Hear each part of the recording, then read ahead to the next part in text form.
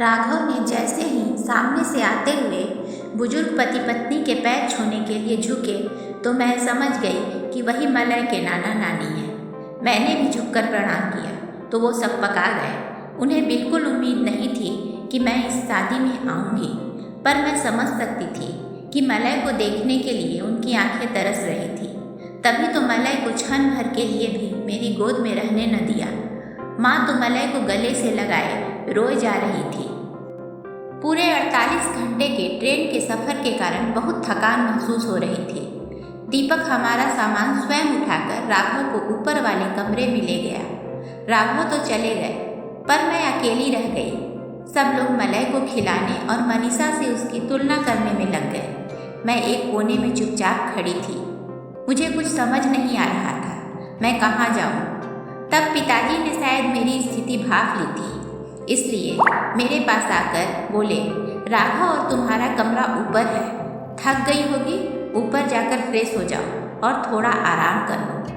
पर मलय वो भी थका हुआ है और भूखा है, मैं इसे साथ ले जाऊं? सवाल पूछते हुए मैं डर रही थी। कुल जमा 2 दिन के लिए तो आया है हमारा नाती, फिर तो तुम्हारे पास ही हमेशा रहेगा। जरा 2 घड़ी जी भर के देख लेने दो, माँ ने पीछे से आकर कहा। तो मैं चुपचाप सीढ़ियाँ चढ़ने लगी। कमरे में गई तो देखा राघव फ्रेश होकर लेटे हुए थे। उनकी आंखें बंद थी, इसलिए समझ नहीं आ रहा था सो गए हैं या सिर्फ आंखें बंद करके थकान मिटा रहे हैं। समझती भी कैसे, शादी के बाद से हमारे बीच एक दीवार सी खींची हुई है। मैं जितना इसे तोड़ने की कोशिश करती हूँ ये उतनी ही ऊंची हो जाती है। मैंने धीरे से अटैची खोली, कपड़े लेकर बाथरूम में घुस गई। नहाने के बाद काफ़ी फ्रेश लग रही थी। थकान मिटाने के उद्देश्य से मैं भी राघव के बगल में जाकर लेट गई। मैंने आंखें बंद कर ली और बीतों दिनों की यादों में चली गई। मुझे आज भी वह दिन अच्छे से याद है जब राघव का रिश्ता मेरे लिए आया तो मेरे कुंवारे मन द्वारा संजोए सारे सपने बिखर कर रह गए। पर अपने शराबी पिता की स्थिति और सौतेली माँ के दबाव के चलते एक बच्चे के बाप राघव से विवाह करने को तैयार हो गई। मेरी सहेलियों को जैसे ही मेरी सगाई का पता चला बधाई देने चली आई। मारे शर्म के मैंने उन्हें मलय के बारे में नहीं बताया, लेकिन अपनी सबसे करीबी सहेली नीलू के सामने दिल का दर्द आंसुओं के रास्ते बाहर आ गया।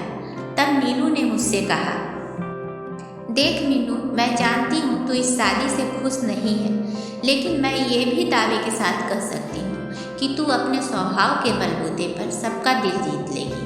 उस घर की हर चीज़ में मनीषा की आत्मा बसी है, इसलिए उसे खत्म करने या मिटाने की कोशिश कभी मत करना, बल्कि अपने स्वभाव की खुशबू से उसकी आत्मा को जिंदा रखने का प्रयास करना। नीलू के कहे शब्दों को याद रखकर और मायके की कड़वी यादों को भुलाकर मैं सुहाग रात में फूलों की सेज पर बैठी राघव का इंतजार कर रही थी।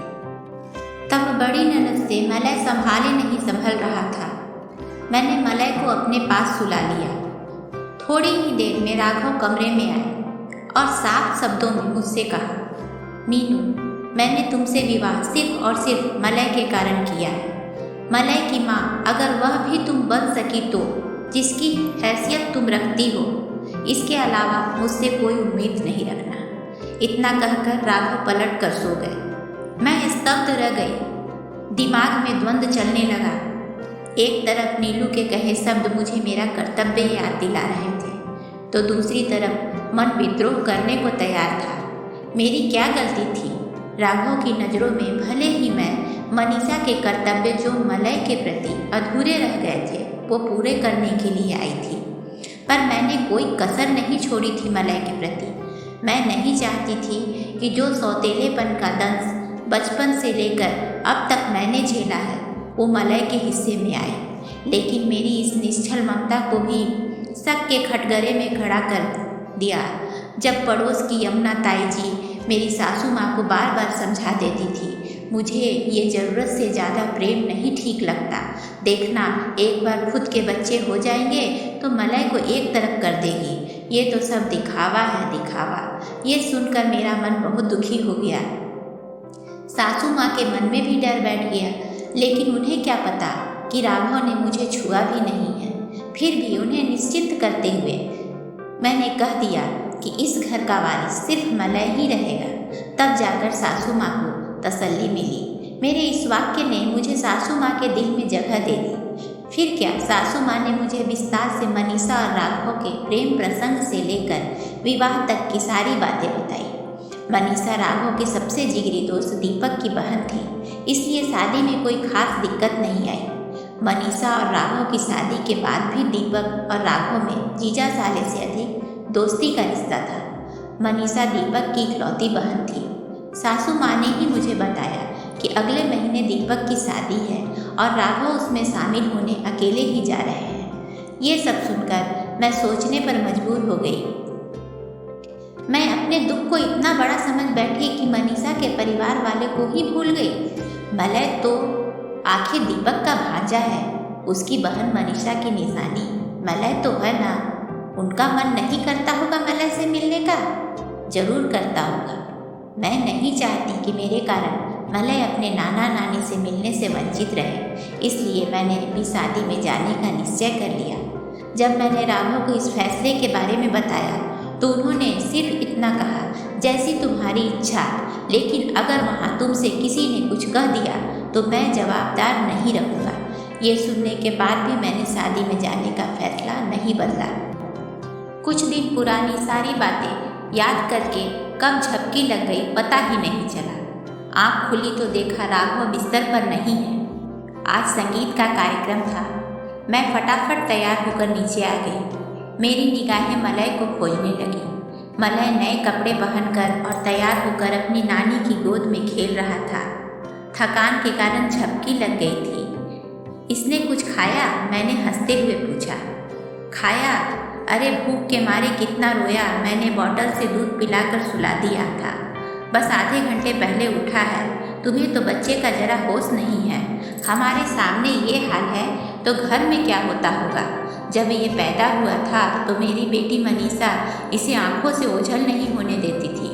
माँ ने ताना मारा। मैं वहाँ से उठकर दूसरी महिलाओं के साथ बैठ गई। दीपक भी वहाँ खड़ा था। उसने कुछ नहीं कहा। मलय अपने नाना नानी की गोद में खूब थिरक रहा था। दीपक मुझे कनखियों से देख रहा था, पर नजरें मिलाते वो मुंह फेर लेता। 2 दिनों तक मलय मेरे पास कम और नाना नानी की गोद में ज़्यादा खेला। सेहरा बांधे और घोड़ी पर चढ़ा दीपक किसी राजकुमार से कम नहीं लग रहा था। सेहरा बांधते वक्त बहन मनीषा की याद में उसकी आंखें नम हो गई। मैं जानबूझकर सामने नहीं आई। मैं नहीं चाहती थी कि मुझे देखकर नफरत से ये नमी सूख जाए। फेरों के बाद वर वधू पैर छू रहे थे। माँ व्यस्त थी, इसलिए मैं मलय को गोद में उठाकर थपकी देकर सुला रही थी। आशीर्वाद नहीं देगी दीदी? आवाज़ सुनकर पलटी तो देखा दीपक और उसकी दुल्हन सामने खड़े थे। दोनों ने झुककर मेरे पैर छुए। खुशी के मारे आशीर्वाद के शब्द जबान में ही चिपक गए। दीदी, मैं ये नहीं जानता कि आप मेरे बारे में क्या सोचती हैं, लेकिन मैं इतना ज़रूर बताना चाहूँगा कि मैंने हमेशा आप में मनीषा दीदी की झलक देखी है। मलय को जो आपने प्यार दिया है वो अमूल्य है। जब मनीषा दीदी की मृत्यु हुई थी तब मैंने सोचा था कि अब मलय पर हमारा हक खत्म हुआ। आप तो महान हैं दीदी, जो अपने पति की पहली पत्नी के परिवार को इतना सम्मान दिया। अगर आपकी जगह कोई और लड़की होती तो ससुराल में पहला कदम रखते ही अपनी सौतन के वजूद को मिटाने में जुट जाती, लेकिन आपने उसके अदृश्य अस्तित्व को स्वीकार किया है। सबकी नज़रों में भले ही कोई बड़ी बात ना हो, लेकिन मैं आपके मन की पीड़ा समझता हूँ। आपने भी तो अपने सारे कुंवारे सपने तोड़े होंगे, फिर भी अपने टूटे सपनों के कांच से अपने वर्तमान को जख्मी नहीं होने दिया। दीपक ने मेरा हाथ अपने हाथ में थाम कर ये शब्द कहे तो मैं सचमुच बिलक बिलक कर रो पड़ी। माँ, पिताजी, राघव, बाकी लोग शांत खड़े इस दृश्य को देख रहे थे। मैंने दीपक को गले लगा लिया। सबकी आंखें नम हो गई। दुल्हन को गृह प्रवेश करवाकर और बाकी रस्मों की निपटाते रात के 2 बज गए। मलय भी जल्दी सो गया। कपड़े बदलकर मैं भी लेट गई। हमेशा की तरह राघव ने आंखें बंद कर ली। अचानक मुझे अपने हाथ पर किसी का स्पर्श महसूस हुआ। राघव ने अपना हाथ मेरे हाथ पर रखा और हौले से दबा दिया। बिना कुछ कहे मैं सब कुछ समझ गई और राघव के सीने पर अपना सिर रख दिया। ऐसे लग रहा था मानो प्यासे रेगिस्तान पर बारिश की बूंद पड़ रही हो। राघव ने अपनी बाहों के घेरे में मुझे कभी न टूटने वाले बंधन में बहुत ही मजबूती से कस लिया। मैंने भी अपने आप को पूरी तरह से समर्पित कर दिया और आंखें बंद कर ली। लेकिन इस बार मेरे मन में भविष्य के प्रति संशय भरे विचार की जगह एक सुखद जीवन के सपने ने ले लिया था। दूसरे दिन हम और राघव मलय घर लौट आए। आते वक्त माँ, पिताजी और दीपक तीनों मेरे गले लग गए। मैं भी फूट फूट कर रोने लगी। ऐसा महसूस हो रहा था सही मायने में आज एक बेटी खुशियों के सपने संजोए ससुराल के लिए विदा हो रही है। उम्मीद है दोस्तों आपको ये कहानी पसंद आई होगी। अगर कहानी पसंद आई हो तो लाइक करें, कमेंट करें, शेयर करें और प्लीज़ चैनल को सब्सक्राइब जरूर करें। धन्यवाद।